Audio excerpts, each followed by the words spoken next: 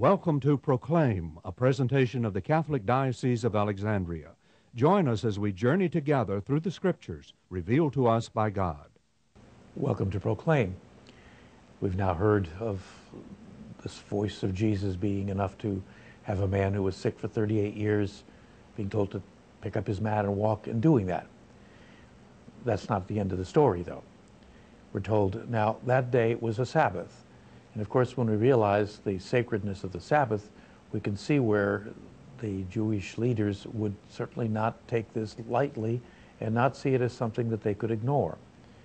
So the Jews said to the man who was cured, "It is the Sabbath, and it is not lawful for you to carry your mat." And that was certainly something that would have been a very common understanding.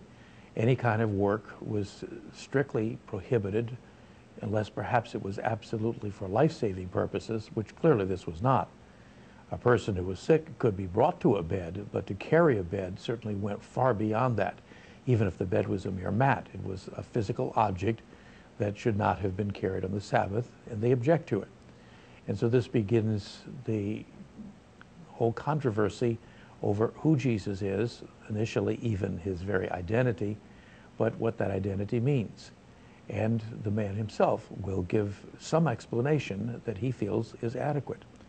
He says, he answered them, "The man who made me well told me, 'Take up your mat and walk.'" And so he simply said, if somebody can cure me, I'm going to do what he says. And that's what he was doing.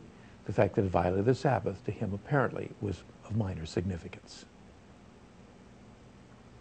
This program was brought to you by Kramer Funeral Home and Cemeteries.